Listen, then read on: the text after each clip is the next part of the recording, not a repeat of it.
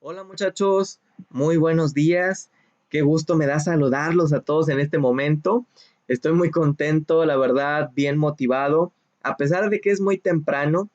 Y es que fíjense que con las tecnologías y la situación que estamos viviendo, de repente es toda una novedad el hecho de grabar uno sus clases, preparar su material en línea. A muchos se les hace complicado o tedioso. Yo considero que es una bendición, ¿verdad? El hecho de tener trabajo, de tener esta posibilidad de no quizás salir, ¿verdad? Y poder continuar desde casa. Ya estamos en una bendición porque pues estamos alcanzando de todas maneras el objetivo que es el impartir clases, el poder transmitir un conocimiento, poder llegarle a una generación y tratar de hacer en ustedes una diferencia, que puedan aprender lo que a veces uno no tuvo la oportunidad, más allá de los contenidos, llevarles a un aprendizaje significativo que esté mucho más cerca de la realidad en educación. Y fíjense que pues me gusta mucho tener esta oportunidad y el hecho de conocerlos a todos ustedes, poder estar en contacto, poder por medio de las diferentes herramientas digitales estar con esta innovación, con esta comunicación, estar al pendiente, chicos, del grupo, considero que es lo mejor. Gracias a todos por su participación, por estar al pendiente de las actividades, de los temas, por interesarse tanto en lo que es más que mi materia, ¿verdad? En lo que es su carrera. Gracias a todos por mostrar esa pasión, esa preocupación pues fíjense que se valoro muchísimo lo que están haciendo. Y yo creo que todos los maestros de sus carreras, no solo aquí en pedagogía, valoramos esto, porque sí siento, ¿verdad?, que son una generación que tiene ganas de ser obedientes, de crecer, y eso es lo importante, eso es lo que se necesita, al menos en esta área, siempre tiene uno que tener la actitud, la disposición de aprender, de poder mejorar, de recibir a veces observaciones, también la disposición de dedicar más allá de un tiempo eh, a nuestras clases, ¿no? A nuestras actividades. Yo siempre les platico, ¿verdad? Que a veces uno no duerme. Ya hay días donde no duermes, donde estás dándolo todo, planeando, organizando, preparando materiales, pero es la pasión lo que te hace permanecer. Escuchaba una historia de Japón y la disciplina que ellos tienen, y es que dicen que allá la gente está convencida de que las cosas que hace son su propósito. Entonces ellos no escatiman en dedicar tiempo, ni energía, ni esfuerzo. Y contaban sobre un chef que a pesar de que es muy famoso y muy reconocido, siempre le gusta preparar un platillo de pulpo. Pero muchos han intentado hacerlo y se dan cuenta de que no les queda igual.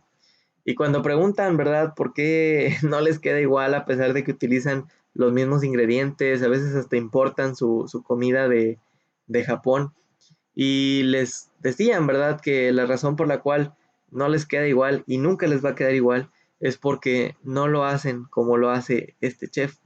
Y cuando preguntan, bueno, pues cómo lo hace, o sea, qué le pone o por qué dicen que no lo hacemos igual, pues resulta que el chef le dedica una hora a masajear al pulpo. Y la gente se impresiona, ¿no? De que él dedica tanto tiempo a estar masajeando y masajeando un pulpo que la gente se va a comer. Pero es que dicen que él está convencido de que, o sea, lo que hace es su pasión, es lo que ama hacer y por tanto no le duele dedicar tiempo extra o estar al pendiente de algo como eso.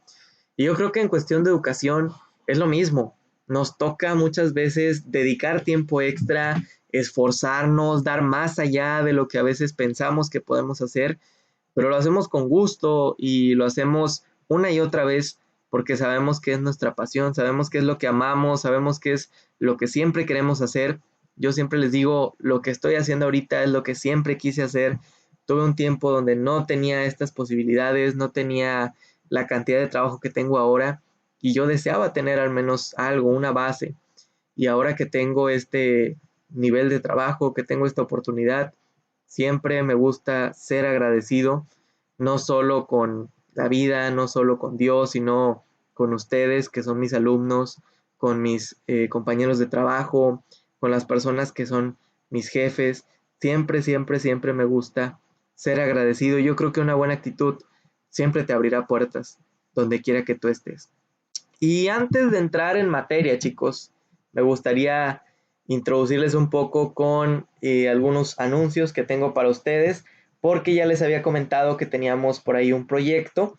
Entonces hoy quiero comentarles la idea del proyecto y más adelante les estaré compartiendo un tutorial de cómo van a elaborar su planeación. Pero antes yo quisiera que ustedes tengan el aviso, que tengan la información, que puedan verla, que puedan de pronto también analizarla, procesar, ¿verdad? Lo que se les está pidiendo y ya en un momento pues puedan dedicarse también a trabajar en su proyecto. Así que para los que no me conozcan, me presento. Mi nombre es Pedro Núñez, soy licenciado en educación y soy el maestro que está impartiendo clases en este grupo, con esta clase de teoría pedagógica 1. Y bueno, pues voy a mostrarles lo que son mis criterios a considerar para el proyecto final. Tenemos un proyecto donde se va a elaborar una planeación, se aplicará en el desarrollo de una clase a manera de exposición. Así es, chicos, vamos a diseñar una planeación con un formato que yo les voy a asignar y pues obviamente vamos a desarrollarla. Ya les estaré explicando cómo es. A lo mejor alguien sí conoce cómo es una planeación, pero no quiero que se asusten, ¿verdad? La idea es que ustedes puedan, pues obviamente diseñarla en base a algún tema que a ustedes les guste y lo vamos a ejecutar a manera de una clase, como si fuera una exposición. Vamos a grabar la exposición y la vamos a compartir por medio de la plataforma Classroom o al correo electrónico. Ya les pido que por favor no me manden a WhatsApp porque ya me llenaron mi memoria. Deben entender que no solo los tengo a ustedes, tengo muchos alumnos, tengo más de 200 alumnos ahí agregados. Entonces, siempre que batallan para subir un trabajo o una actividad, me lo mandan al cel. Y sí me gusta a mí dedicar el tiempo para revisarlo. Así que ahorita no tengo memoria, no tengo espacio. Sí les voy a pedir que por favor pues me manden mejor los archivos a correo electrónico o si no a la plataforma Classroom. Saben, chicos, a veces para no subirlo directo, lo que pueden hacer es subirlo a YouTube. Lo subes como un video privado y ahí se va a cargar. Ya nada más me comparten a mí, ¿verdad? O de hecho creo que es como no listado. Subes como video no listado y no va a aparecer, no aparece, ¿verdad? Si ustedes tienen ahí su canal creado para las clases, no aparecen los videos y ya me pasan el link y yo puedo verlo, ¿verdad? Por medio de YouTube, para que ustedes también no estén batallando subiéndolo a las aplicaciones que a veces también se tardan. Les comento, ¿verdad? Y les pido, y ahora sí que los que me manden por WhatsApp no voy a poder verlo ni revisarlo y no tendrán la calificación. Y les pido que por favor lo hagan, ¿verdad? Por estos medios. No es obligatorio que sea por YouTube, pero sí les comento como una estrategia que puede facilitarles. Los objetivos del proyecto. Bueno, elaborar de manera simple una planeación, identificar los 3 momentos de su desarrollo y realizar la presentación de un tema, así como los materiales y recursos de enseñanza-aprendizaje. Sí van a tener que presentarlo en una exposición, la cual pues puede durar, chicos, ya sea de 5 a 10 minutos, pueden presentar materiales y recursos de apoyo. Hay una aplicación que les voy a estar compartiendo con la cual ustedes se pueden grabar como si estuvieran presentando un tema. Lo pueden hacer desde su celular. Se llama Do Recorder y más tardecita, que ya estemos en contacto, les voy a mandar el link de esta aplicación, pero puede ser muy útil para ustedes. Van a tener que elaborar sus materiales y recursos. O sea, si alguien quiere hacerlo con diapositivas, lo puede hacer. Yo creo que Do Recorder les va a servir mucho. Pero si quieren hacer alguna cartulina o papel bond o de repente algún rotafolio o material de apoyo que no sea digital, también están en su derecho, tienen oportunidad de hacerlo. Igual, chicos, les pido que diseñen pues algún material, ¿verdad? De apoyo, aparte de eso, recursos para poder pues ustedes también evaluar su clase, ¿verdad? Pues prácticamente es como si fuera una clase, solo que lo van a hacer en 10 minutos máximo con la intención también de que pues no quede muy pesado el video y poder darles a todos esa resolución, que todos me lo manden y poder observar el trabajo de todos y a todos asignarles una calificación. El tema será libre, ustedes pueden decidir si lo quieren hacer de algún tema de lo que ustedes ya trabajan, o de repente si quieren trabajar a lo mejor en primaria, secundaria, en kinder, en universidad, pues ya ustedes pueden ahí diseñar algún tema, ¿verdad? De lo que quieran dar, de las materias que quieran trabajar y pues presentarlo, ¿verdad? En este proyecto. Voy a estarlos asesorando para que pues puedan también ustedes desarrollar bien su planeación y su clase, ¿verdad? Claro que sí. ¿Cuál es el criterio aquí? Bueno, como es el proyecto final, yo les había mencionado que tenía un valor de 20% y eso es lo que va a valer este trabajo. ¿Cómo voy a estar repartiendo la calificación? El dominio del tema tendrá un valor de 10%, los materiales y recursos de apoyo valor de 5% y la planeación pues un 5%. Así que hay que cumplir con todos los criterios. La exposición se realizará en video, deberán utilizar ropa formal para documentar el ejercicio. La mejor presentación obtendrá un punto extra en la calificación del examen, ¿verdad? Sí les pido que cuiden mucho estos criterios porque es lo que voy a evaluar. No espero otras cosas más que esto y esto es lo que voy a estarles yo también asignando en la calificación. Si se dan cuenta, pues el dominio del tema es lo más importante porque así es, ¿verdad? Más allá de los recursos, más allá de que ustedes elijan un tema, elaboren su planeación, lo más importante es el dominio del tema. Y siempre va a ser esto porque ustedes como docentes tienen que tenerlo bien presente, bien claro. Lo más importante, lo que nosotros debemos de tener es el dominio del tema. Más que un material bonito, más que muchos ejercicios, necesitamos tener dominio del tema que vamos a presentar. Sí les pido que no me vayan a estar leyendo. Necesito pues que sea una presentación donde ustedes puedan expresarse, puedan también sentir esa comodidad del tema que están hablando, esa seguridad. Por eso mismo les estoy dando la oportunidad de que sea un tema libre.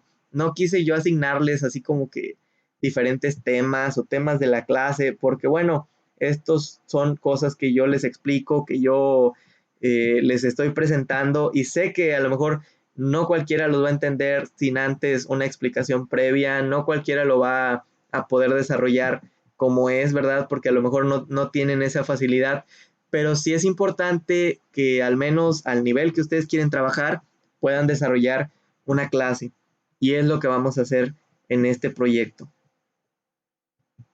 Bueno chicos, pues aquí está lo que es nuestro calendario de actividades.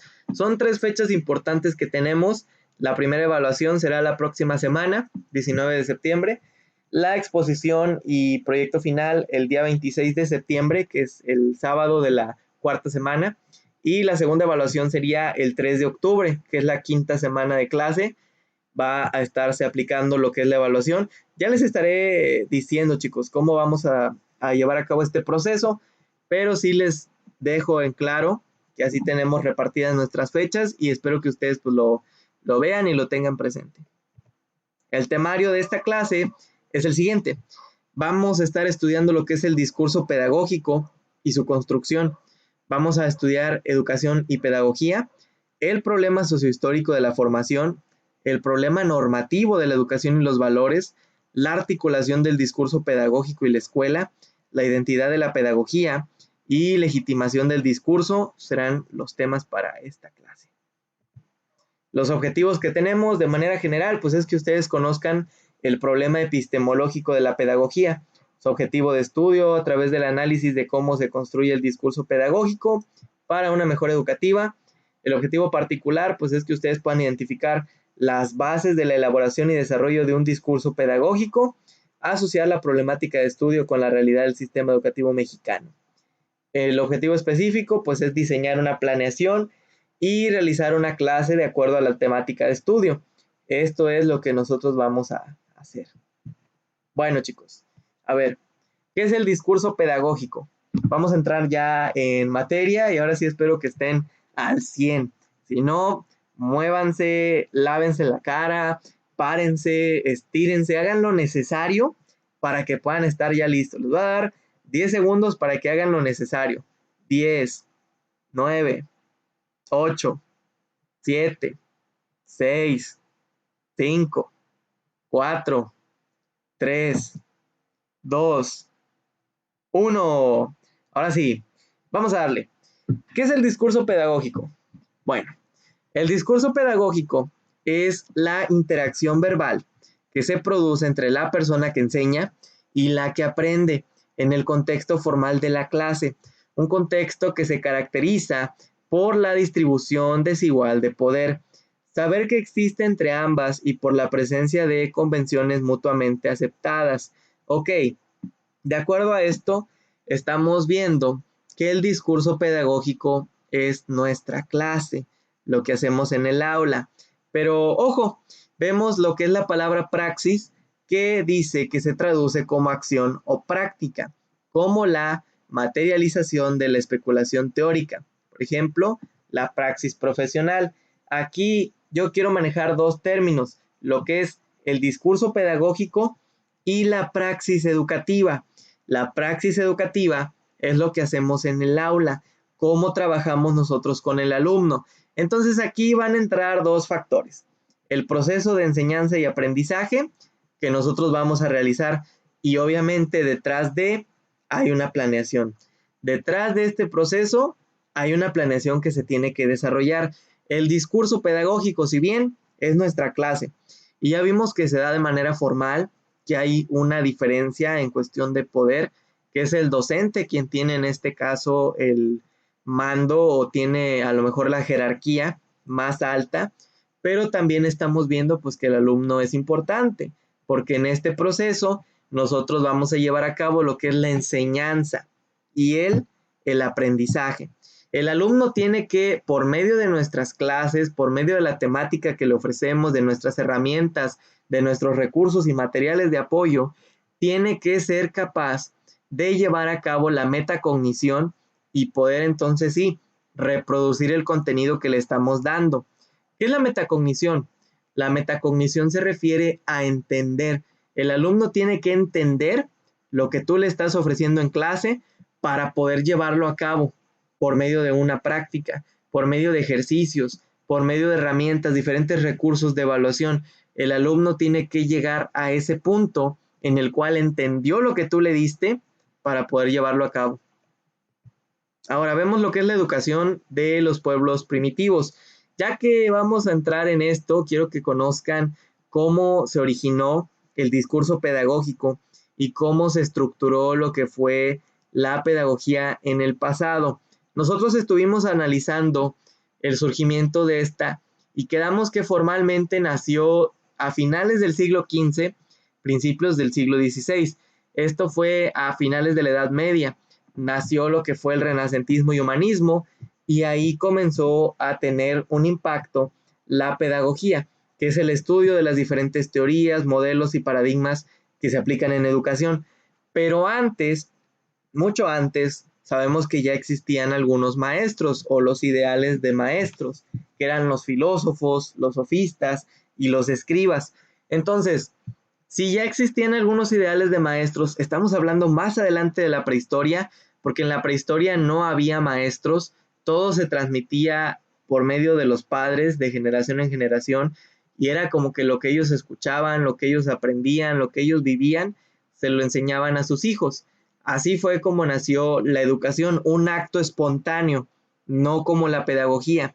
Pedagogía son modelos y paradigmas educativos, que un modelo constructivista, un modelo cognitivo, un modelo de repente por ahí surge tradicional de educación. Y estos modelos son también formas de trabajar con el alumno, representan un periodo sociohistórico, pero no es lo mismo la praxis que la pedagogía. La praxis es lo que haces en el aula. La pedagogía es el estudio del modelo que tú estás implementando en el aula. Se puede decir que necesitamos tener pedagogía, porque de esta manera nosotros identificamos qué es lo que vamos a hacer en el aula, pero la educación es el hecho de llevar a cabo la práctica, que en este caso pues ya le llamamos también discurso pedagógico. Así que vamos a identificar cómo surgió la pedagogía en la antigüedad o la educación. La paideia era el término utilizado por los antiguos griegos para educar a sus infantes. Es la pedagogía utilizada en los principios de la educación, término que reside en un ideal del ser humano perfecto, donde la razón, el conocimiento, son valores éticos concebidos con su enseñanza, mediante la creación de un tipo de ideal coherente y determinado. La educación no es posible sin que se ofrezca al espíritu una imagen del hombre tal como debe ser. Paideia es la formación que le presente por esencia a la comunidad. Y bueno, vemos que la paideia para un filósofo, ¿verdad?, aglutina aspectos de la alta formación. En pocas palabras, los griegos buscaban convertirse en la forma más perfecta posible humana. También buscaban ser hombres admirables. Aquí vamos a reconocer dos paideias que estaban relacionadas directamente con Grecia, que es la paideia arcaica y la paideia griega, y vamos a identificar lo que fue la paideia espartana. Vamos a iniciar por la paideia arcaica. Esta cubre los siglos 8 y 6 antes de Cristo. Y fíjense que en historia se da mucho que de pronto vemos que hay un año, por ejemplo aquí, el siglo 8, y luego dice que el siglo 6, a veces nos cuenta la historia que algún imperio o algún periodo duró del siglo tal al siglo tal, pero la diferencia es que, o sea, en lugar de avanzar, como que retrocede. Y a veces podemos preguntarnos, bueno, pues ¿qué fue? ¿Qué sucedió?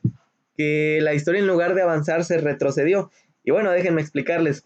En cuestión de temporalidad, nosotros pues vamos midiendo lo que son los años, pero a veces pasa que en la antigüedad, como no era igual que ahora, no había democracia, a veces no existía ese conteo de un año y otro y otro y otro, sino que era muy común que como había reyes, había monarcas, había imperios, de repente los imperios pues empezaban a hacer guerra con otras, por ahí civilizaciones a lo mejor más débiles, y los conquistaban, les ganaban, los conquistaban y los hacían parte de su territorio, y así empezaban a expandirse. Y entonces cuando llegaba un punto donde pues el monarca, ¿no?, o el gobernante tenía mucha extensión territorial, ya era como que él pues era muy poderoso y empezaba a establecer o a contar la historia desde su año que él se volvió monarca. Pero a veces sucedía que estos imperios se heredaban y venían pues los descendientes de los monarcas y ellos continuaban con el imperio, con los años normal. Entonces de pronto llegaba alguien más y los vencía y se establecía como el nuevo rey. ¿Qué hacía cuando se establecía? Empezaba a contar a partir de cuando él se volvía rey un nuevo milenio y empezaba otra vez, ¿verdad? Entonces, por eso a veces encontramos que la historia, en lugar de avanzar, retrocede. Bueno, vemos que la paideia arcaica está principalmente influenciada por Homero y Hesíodo. En sus obras se habla de un ideal de educación, el cual parte del concepto de ideal perfecto, en lo que es bueno, es bello. Dice, esta armoniza la educación física, intelectual y espiritual, hasta llegar a formar el arete, que es la virtud o excelencia. Vamos a ver que la paideia arcaica le dio mucha importancia a las ideas de Homero. Homero fue todo. Vemos que el paradigma de Homero se fija como la imitación o la mímesis de los dioses y los héroes. Él creía que las personas tenían que tener armonía, debían perfeccionar sus dominios gimnásticos, porte de armas. En cuanto a lo intelectual, tiene que poner en práctica un oficio donde se vean las virtudes que ha adquirido con los años de estudio.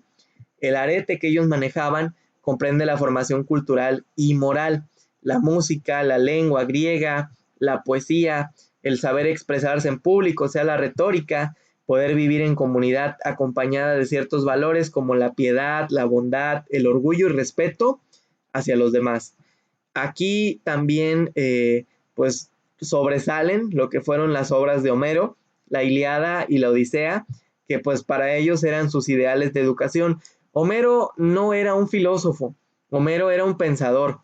Él fue una persona que destacó como poeta, y estas obras que él diseñó, que es la Ilíada y la Odisea, no está precisamente la información porque él la haya escrito.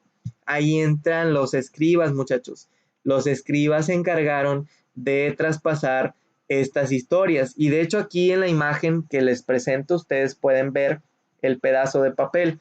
Estos son los restos que se encuentran a veces de lo que dejaron los filósofos, porque obviamente la persona que estaba a cargo de transcribir, de llevar a cabo todo el control, eran los sofistas, y muchas veces estos escritos no llegaban al pueblo, sino a los reyes o a las personas que eran importantes de la alta sociedad, podían adquirir estos papeles, estos rollos o estos libros antiguos donde encontraban la información, que no era un libro escrito por Homero ni Hesíodo, sino que era lo que ellos habían estado contando, lo que ellos habían narrado, las ideas que tenían, ahí estaban escritas.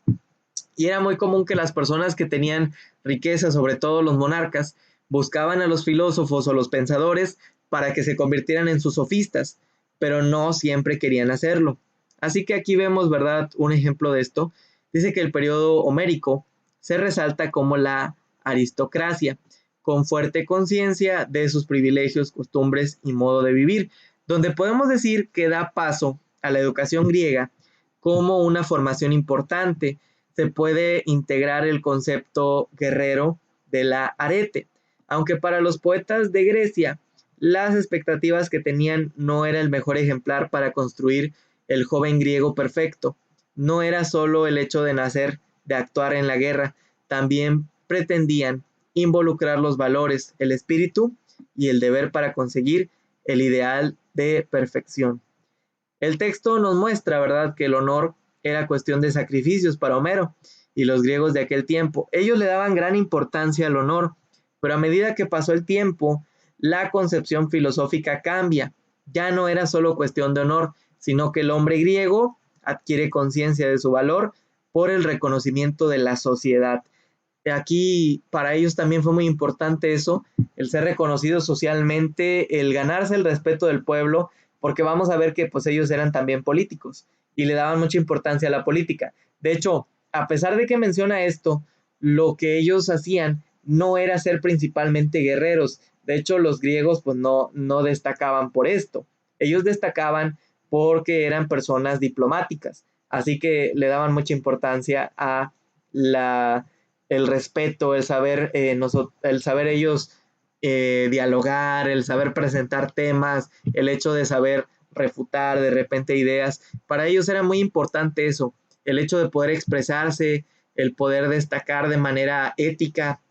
Y fíjense, chicos, que aquí nacen dos conceptos muy interesantes que a lo largo de la historia siempre han estado presentes y la gente ha tratado de amoldarse y de tratar de hacer lo correcto en cada uno de ellos porque representan un punto de vista. Pero fíjense que existe lo que es el ideal de la moral y el ideal de ética. En cuestión de moral, aquí podemos decir que, bueno, la moral es lo que se considera o lo que uno cree que es aceptado por la sociedad.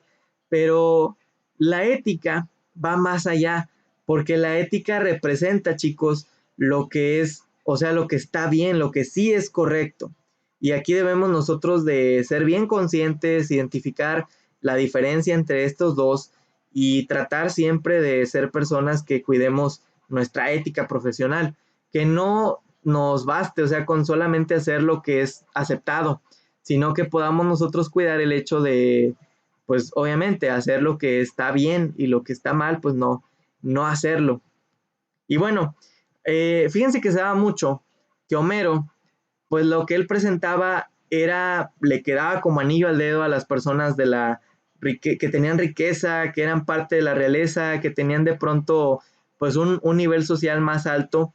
A ellos les quedaba excelente porque no tenían problemas ni en ganarse el respeto del pueblo, ni a veces de respetar los requisitos, ¿no?, que les presentaban aquí en este modelo de enseñanza. Pero a veces para las personas que no eran de la alta sociedad, sí era mucho más difícil porque no era como que tuvieran la vida arreglada. Era mucho más difícil a veces para ellos ganarse la vida, el poder trabajar, el poder vivir bien. De hecho, pues a veces no podían aspirar a esto, a vivir bien. Entonces era como que se les hacía mucho más difícil cumplir con las ideas de Homero. Entonces para ellos nació un ideal diferente que fue el ideal de Hesíodo. Hesíodo lo que hacía es que agarraba las ideas de Homero y las adaptaba a las necesidades de un pueblo de campesinos o de obreros. De hecho, vemos aquí, ¿verdad?, que lo que sucedió fue que, a ver, podemos notar que nace la gran pregunta de cómo era la educación para el hombre de campo. Pues lo anterior solo refleja la educación de la nobleza, es las ideas de Homero. Aquí entra a ser parte Hesíodo, poeta de la antigua Grecia, donde transforma la idea predominante de Homero y le da un sentido religioso y didáctico, con sus 3 obras más conocidas. Aquí las vemos en este esquema: la Teogonía, los Trabajos y los Días y el Escudo de Heracles. En cada una pues presenta un contenido. Por ejemplo, en la Teogonía, en este plasma el origen de los dioses en un poema donde son personificados por fenómenos. En el caso de los Trabajos y los Días, hace alusión a la mujer dentro del sistema económico griego. También mencionan a Pandora, donde nos explica con el mito de las edades cómo el hombre tiene que trabajar. Y el Escudo de Heracles presenta la extensión de los beneficios de educación, eliminando la exclusión que solo hacía parte los nobles. Y desde aquí ya existía esa división de clases sociales, esa división en cuestión educativa, porque es algo que siempre ha estado presente. Siempre ha estado presente la división de clases sociales en la escuela. Y es uno de los problemas epistemológicos, que nosotros estudiamos el conocimiento. Pero a ver, siempre va a ser mucho más fácil para una persona que tiene un nivel sociocultural más alto el poder destacar en educación, porque tiene todos los recursos a su disposición, tiene de pronto ya una formación académica mejor, que ya pues obviamente les ofrece una mejor calidad que a veces no se da en otros lugares, y tiene esa facilidad. Entonces es mucho más fácil que una persona de clase social más alta destaque en cuestión educativa. No solo, por ejemplo, no creen que hablamos como maestros. No hablo como maestro de que los maestros de escuelas privadas son mejor. No, sino que lo que quiero decirles es que a veces tendremos alumnos que traen un nivel sociocultural más alto porque pues tienen la posibilidad, pero habrá otros alumnos que no tendrán este nivel. Y yo sí lo he identificado. Recuerden que al final de cuentas la escuela es un servicio y cada persona pues va a buscar de acuerdo a sus posibilidades y la demanda que tienen. Y sí he visto que hay ciertos lugares donde los alumnos son diferentes, son más competentes, tienen más capacidad a veces de entender, pero pues esto es muchas veces por el nivel sociocultural que tienen. Sí me tocó estar laborando en secundaria, en un lugar donde los alumnos tenían un nivel sociocultural muy alto. Entonces, cualquier cosa que yo les presentara la podían entender fácilmente, podían realizar las actividades. Eran alumnos muy capaces, muy competentes, muy despiertos, muy conscientes, porque tenían un nivel sociocultural más alto. Pero también he visto lugares donde los alumnos no tienen esta capacidad, no tienen los recursos, no tienen los medios, no tienen la experiencia, no han vivido esas experiencias y por lo tanto no tienen esa capacidad también de poder desarrollarse plenamente. Así que desde la antigüedad vemos que ya se daba esto. Las personas que podían desarrollar los ideales de Homero pues eran mucho más aceptados por la sociedad y tenían mayores posibilidades también de ser reconocidos, respetados y destacar en política.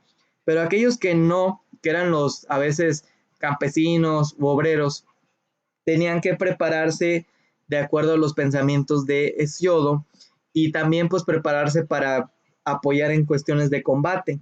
Entonces pues tenían que estar preparados así. Las características, ¿verdad?, en la práctica de la gimnasia eran total desnudez del atleta, funciones de aceite y el acompañamiento de oboe durante los ejercicios. Los deportes más practicados eran la lucha, la carrera, el salto y el lanzamiento de disco y jabalina. Además podían practicar boxeo y pues otras cosas, ¿verdad? Los niños de buena familia practicaban la equitación desde muy pequeños. El incluir la gimnasia en la formación de ciudadanos llevó a los griegos a la creación de los Juegos Olímpicos que surgieron en el 776 a.C. En estos primeros torneos, los jóvenes competían por ver quién era más fuerte, más veloz o más hábil en manejo de arma o técnica de lucha. En este proceso de educación espiritual, Homero cree en los efectos que el arete produce en el alma humana, La poesía, la filosofía y la retórica guían, enseñan, moldean el espíritu humano en una especie de psicagogía. Y vamos a ver que Hesíodo, por el contrario, en su obra Los trabajos y los días, continúa con el modelo homérico, pero lo democratiza, extiende los beneficios de educación al conjunto de ciudadanos, no solo a la nobleza, y pervive la arete heroica. Para Hesíodo, canta y alaba el trabajo prosaico, la laborosidad cotidiana, el quehacer, la sabiduría de los artesanos y trabajadores que cumplen con su oficio día a día. Otra aportación fundamental fue el concepto de dique, de justicia como derecho, ley que crea la comunidad de ciudadanos, no como el temis homérico, de justicia identificada como las costumbres aristotaicas. Aquí, chicos, la aristocracia era la distinción que había de clases, las personas que heredaban una posición social o por su cercanía con la nobleza, pues la tenían. Ellos, pues eran personas más distinguidas, pero Homero, pues muchas veces se distinguía, se dirigía hacia ellos con sus obras. Entonces, Hesíodo trata de adaptarlo a las personas comunes. La justicia combate la ibris, la demuestra, que destruye el orden interior en el orden social.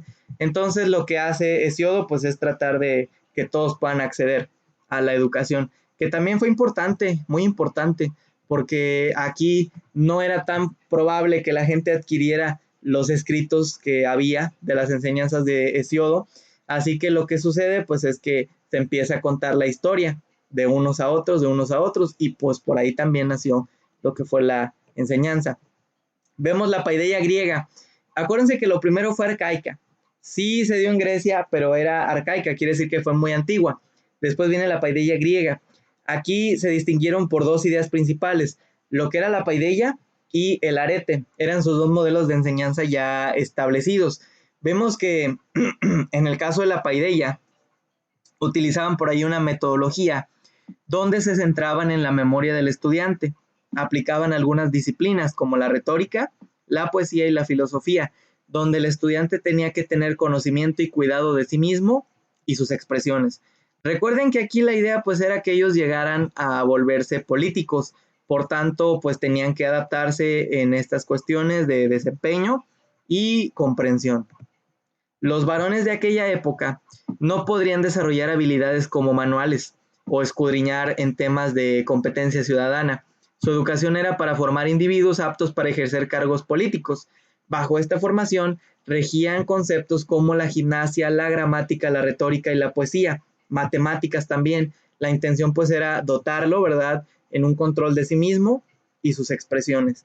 Los hombres eran educados para servir a la polis, que eran ciudades independientes a la antigua Grecia. Ellos iban a hacer de lado las costumbres familiares y para ellos pues lo más importante sería el trabajo. Ahora, vemos también, chicos, que la mujer no era merecedora de llevar a cabo una educación, así que pues ellas eran preparadas para ser esposas. De hecho, pues ellas no podían cumplir las mismas funciones que los hombres en el Estado. Eran vistas como un género procreador que no podían aprender ni cumplir funciones distintas a la casa, criar y parir hijos. Y los hombres griegos dedicaban su vida a los actos cívicos, lo cual le permitía el dominio de la lengua griega, distinguiendo a los locales de los forasteros e inmigrantes. Pues al final el sistema, ¿verdad?, la forma que tenían ellos era bastante compleja, así que pues sí traían esta preparación, chicos, en cuestión de su lengua. Vemos por otro lado que para ellos no nada más existía lo que era la paideia, sino que también tenían el arete, con el cual se buscaba darle al alumno la capacidad de pensar, hablar y obrar con éxito. La excelencia política de los griegos consistía en el cultivo de estas tres virtudes: la valentía, la moderación o equilibrio y la justicia.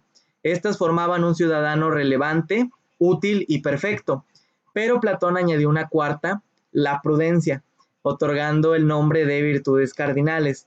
El arete es la posición de virtudes, en especial la valentía y destreza, en el combate para los griegos. La única forma de alcanzar el arete era mediante las enseñanzas en la guerra, lo cual era preferible morir en combate que concebir otra forma de vivir. Los griegos le temían al destino pues este les podía impedir llegar al arete. El arete también es entendido como la perfección que hace parte de los tiempos antiguos en la cultura griega. Es la excelencia de un individuo, de cómo se desarrolla, cómo piensa, cómo habla y cómo obra con éxito. Comprende la formación cultural y moral, el aprender a manejarse en comunidad y a desarrollarse de manera productiva, así como el respeto a las demás personas, la generosidad de espíritu y la bondad. Lo anterior, ¿verdad? Pues vemos que es algo muy importante, nos deja una enseñanza de que ellos ya no era tanto una división de clases, pero tenían dos sistemas importantes con los cuales se podía aspirar a una perfección a lo mejor más completa que la otra. Yo creo que el hecho de darle importancia a lo espiritual de pronto pues sí podría tener una relevancia en ese tiempo, ya que pues estaban mucho más conectados con sus costumbres y su cultura. Por lo tanto, pues sí, de pronto tenían ese lado, pero aún así, yo creo que el ideal de educación pues debe ser más allá, ¿no? De las creencias, de la fe de una persona y tiene que centrarse en los conocimientos académicos. Vemos que aquí nos muestra un término esencial y de mayor pertinencia para lograr la comprensión de la cultura griega. Es un hábito porque el hombre se hace bueno y realiza bien su función propia. Para los griegos el arete y la paideia son pilares formativos de virtudes como la fortaleza y la prudencia, que eran de suma importancia para un joven griego que quería convertirse en un ciudadano siguiendo el ideal lleno de perfección y excelencia de educación. Grecia impone la importancia de formación para el crecimiento y desarrollo intelectual de cada hombre. El arete espiritual, es decir, la formación del intelecto, incluye la cultura y la ética. Abre la mente del infante y del joven hacia todas las formas de expresión de cultura en la que el estudiante vive, pero al mismo tiempo el arete gimnástico se concentra armónicamente con la formación y cultivo del cuerpo humano en una vertiente físico-deportiva y práctica. Y si ustedes recuerdan, la clase pasada yo les hablaba de cómo existe este esquema donde se nos presenta la educación y los ejes que por ahí van a tener relevancia en ella. Y pues ahí está lo que es la política, la cultura, la sociedad, que en un momento la cultura posiblemente se transforme en la economía. La economía será uno de los factores importantes para educación, pero ahorita tenemos esto, ¿verdad? Tenemos los ideales que ya hemos mencionado y también tenemos pues que la educación es cambiante, se está renovando, está fortaleciéndose constantemente y tenemos como base, ¿no? Estas ideas de la educación griega, por ejemplo, de cómo ellos pues trataban, ¿no? De que las personas alcanzaran un nivel de perfección, un nivel completo, un nivel integral y pues somos conscientes de ello. En conclusión, la adquisición del arete era el eje de la paideia, de la educación del joven griego para transformarse en un hombre útil y perfecto. Hacía énfasis en disciplina y dominio del cuerpo mediante la gimnasia y la lucha, incluyendo las aretes como la oratoria, la música y también la filosofía. El significado de arete se aproxima a lo que hoy se considera virtud, incluyendo rasgos como la magnanimidad, que es la grandeza y elevación de ánimo, o bien una gran generosidad o liberalidad, la templanza y la justicia. Y terminamos con lo que es la paideia espartana. Bueno, los espartanos fueron un pueblo que se caracterizó también mucho por su sistema de enseñanza. Vemos que en Esparta la educación pretendía formar ciudadanos en destrezas de guerra. Para ellos lo más importante, chicos, era eso, la guerra. El ideal de formación se basaba en la obediencia, la disciplina y la templanza, la sobriedad, la prudencia en la vida cotidiana y la resistencia al dolor y al sufrimiento. Los espartitas que conseguían disciplinar su cuerpo y alma desarrollaban un sentimiento de honor, una especie de orgullo, de casta social y de patria que se manifestaba en conductas llenas de lealtad y fidelidad mutua, de respeto y veneración a los ancianos. Los espartitas despreciaban y rechazaban de manera absoluta el aprendizaje y la práctica de oficios y artes mecánicas. Reducían la formación intelectual a un aprendizaje elemental de la lectura, la escritura, el cálculo y la memorización de las obras de Homero, pues un exceso de contenidos intelectuales podía dañar el espíritu de obediencia que debe guiar a un guerrero. Así que pues ellos se centraron en eso. De hecho vamos a ver por aquí que para ellos la educación era igual y obligatoria. Tenían como finalidad ser guerreros. Así que a la edad de 7 años les quitaban los niños a su familia, pues ya no eran de sus padres, sino de la polis. Y la educación recaía en el niño de manera, pues de esa forma, ¿no? Desde su nacimiento. En el acto que le seguía, mediante el cual el Estado decidía qué niños eran dignos de continuar viviendo y cuáles debían ser desechados por el bien de la comunidad, el bebé sano y robusto pues sería un buen guerrero. Por el contrario, si observaban que estaba enfermo, consideraban que sus condiciones físicas le impedirían cumplir con sus deberes como espartano, lo condenaban a ser arrojado a un profundo foso del monte Taygeto.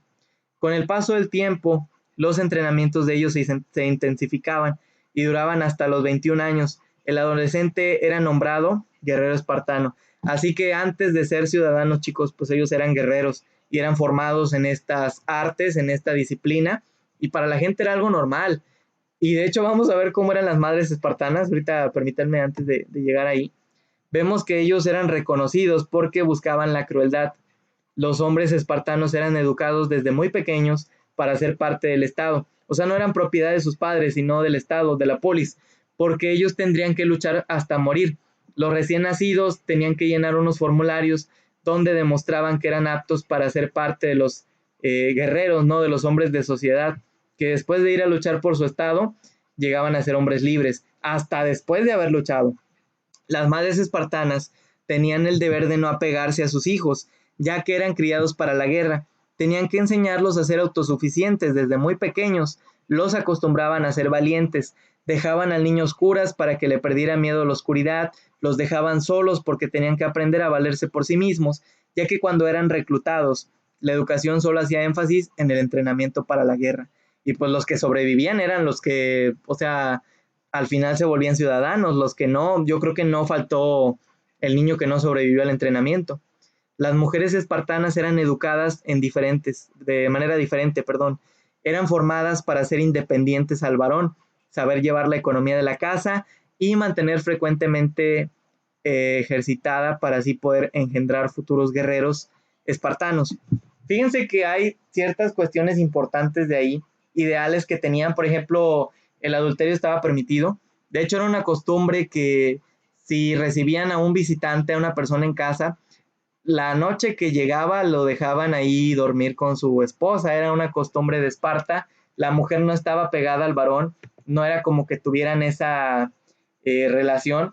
Sin embargo, pues eran mujeres que siempre estaban pensando en procrear hijos, guerreros sobre todo, que fueran personas pues aptas para defender al Estado. Y al final de cuentas pues no eran sus hijos, o sea, eran propiedad de la polis. Las mujeres espartanas buscaban minimizar los sentimientos. Para ellas el matrimonio solo se daba para engendrar futuros guerreros. El matrimonio no lo decidían los padres, sino los futuros padres, pues ellos buscaban a alguien con quien tener sus hijos. Ellas gozaban de una notable libertad en cuestión a la gimnasia, entrenaban al desnudo, podían practicar deporte, heredaban de los padres la libertad de independencia, eran formadas para ser administradoras. En los Juegos Olímpicos solo podían asistir mujeres solteras o en busca de esposo. Y vemos que las madres espartanas eran admirables, pues solo engendraban héroes, solían darle una gran importancia al escudo, pues decían que cuidaban al que lo portara. De ahí la frase, vuelve con tu escudo sobre él. Entonces, chicos, pues vamos a finalizar esta sesión con esta temática. Espero que les haya gustado, que lo hayan entendido. Cualquier duda que tengan, pues ya saben que pueden por ahí comentarme y yo voy a tratar de ayudarles a entenderlo. Vamos a tener posiblemente la próxima semana un tutorial de cómo van a elaborar su planeación. Les voy a asignar el formato y ustedes van a ver pues que van a avanzar. Por lo pronto hoy quiero que ustedes se concentren en el tema, que me digan de qué les gustaría hablar, hacia qué nivel les gustaría dirigirse y vamos a platicar mucho acerca de su proyecto final. ¿Sale? Pues gracias a todos y los veo en un momento con los recursos correspondientes.